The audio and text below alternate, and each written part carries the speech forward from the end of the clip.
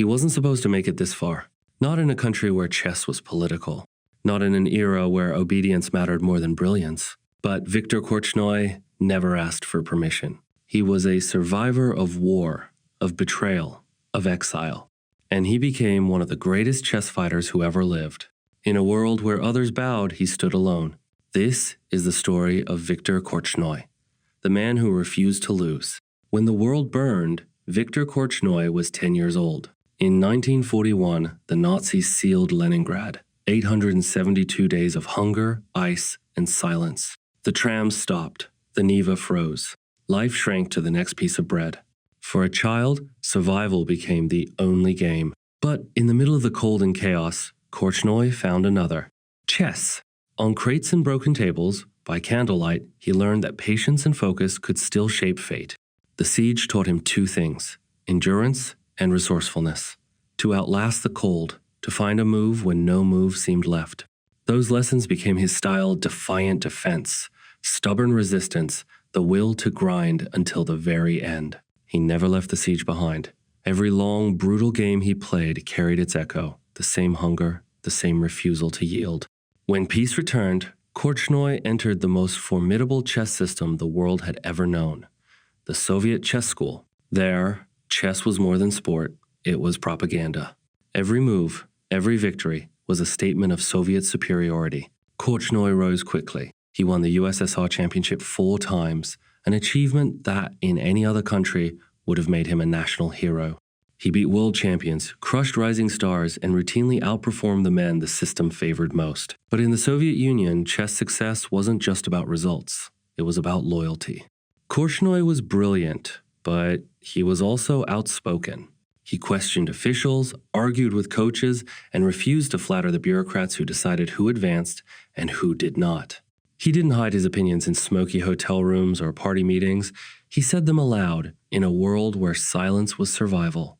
The Federation took note. When the time came to select players for international tournaments or to nominate a challenger for the World Championship, Korchnoi's name was often missing. Officially, they spoke of rotation or team balance. Unofficially, everyone understood. Korchnoi was not a safe representative of the Soviet ideal. He wasn't politically reliable. He didn't play the image they wanted: calm, disciplined, obedient.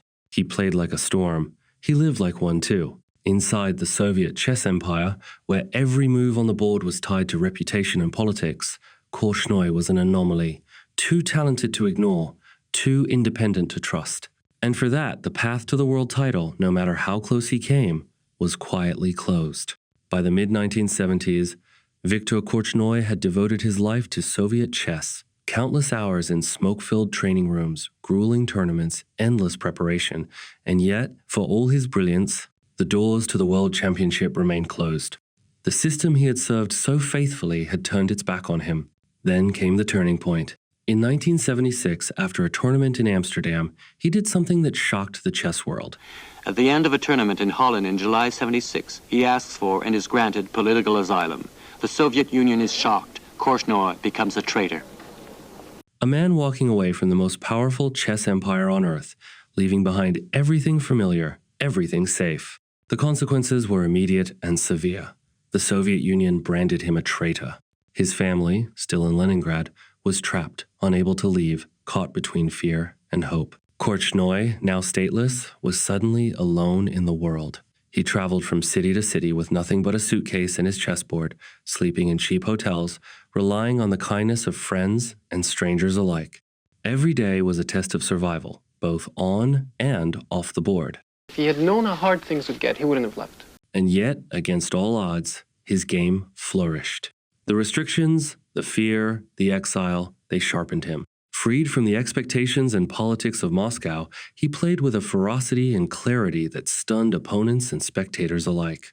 The man who had been denied by an empire had found a new strength, the freedom to be utterly, brilliantly himself. By 1977, Viktor Korchnoi had defied the odds once more. After his defection from the Soviet Union in 1976, he was stateless, without the backing of a national federation. Yet he navigated the complexities of international chess, and through sheer determination, he fought his way through the grueling candidates tournament to earn the right to challenge Anatoly Karpov for the World Chess Championship. Along the way, he faced formidable opponents. Boris Spassky, the former world champion known for his deep strategic understanding, Robert Hübner, the precise and methodical German grandmaster, and Lajos Portish, the resilient and defensively brilliant Hungarian star. Korchnoi's victories over these elite players were not merely triumphs of skill, but of spirit, each game a testament to his resilience, his defiance, and his relentless drive to prove himself on the world stage. At 46 years old, Korchnoi had not only survived exile and political persecution, he had clawed his way back to the pinnacle of chess. His journey to the 1978 World Championship was a saga of perseverance, courage, and uncompromising will. The stage was set, and across the board stood his ultimate challenge. Anatoly Karpov, the Soviet prodigy, the golden boy of the regime, and the reigning champion he had come to dethrone. This was no ordinary match. It was politics, ideology, and personal vengeance all rolled into 64 squares.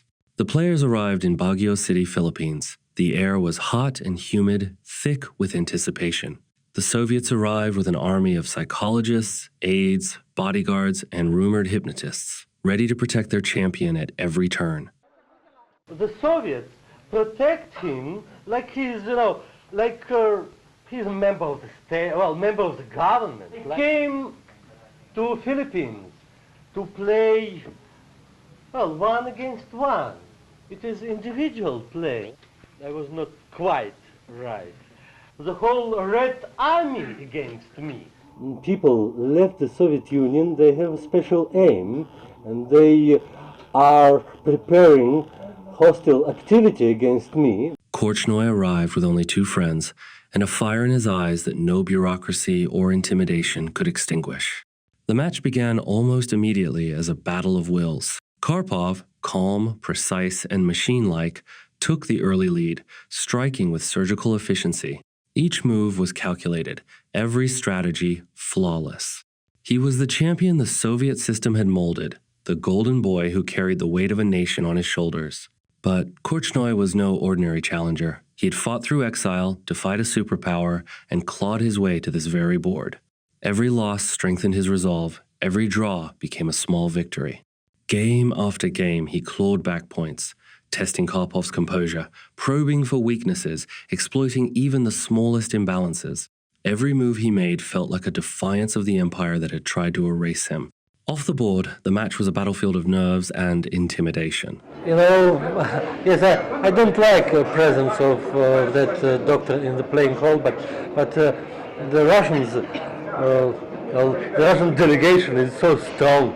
There are 14 people, and they use blackmail. They use all kind of pressure onto the organizers, onto the jury. That it's very difficult to fight with them on that field. Well, anyway, I hope it will not affect me too much. In the very first games, Korchnoi discovered a mysterious note hidden in a cup of yogurt, a strange, silent message from Karpov's team. Soon after, Korchnoi retaliated with mirrored sunglasses to conceal his eyes, refusing to give his opponent any psychological edge.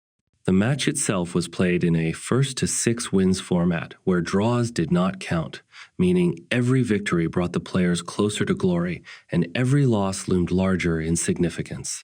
There was no margin for error, and every game carried monumental weight. Korchnoi fought with unparalleled intensity. Positions that seemed equal became arenas where he pressed, probed, and turned even the most perilous situations into opportunities. The world watched as he battled not only a champion, but an entire system, defending every inch of the board with the skill and patience of a man who had endured far greater trials. The contest stretched to 31 grueling games. Sweat, nerves, and exhaustion hung over Baguio City like a dense, oppressive fog. After months of relentless struggle, the score was tied. One final game would determine the world champion. In that decisive battle, the pressure was almost unbearable. Korchnoi fought valiantly, but the strain of the long, exhausting match weighed heavily. His hand trembled slightly, a rare crack in his iron resolve. Karpov seized the moment with cold, surgical accuracy, capitalizing on the slightest misstep to deliver the decisive blow. The Soviet Empire had survived, barely. Korchnoi lost the title, yes, but in the eyes of the world, he had won something far greater: respect. He had faced the full might of the Soviet chess machine, battled its champion, and emerged a symbol of courage, resilience, and unyielding defiance. Even in defeat, his legend was secure, and his war on the board left an indelible mark on history.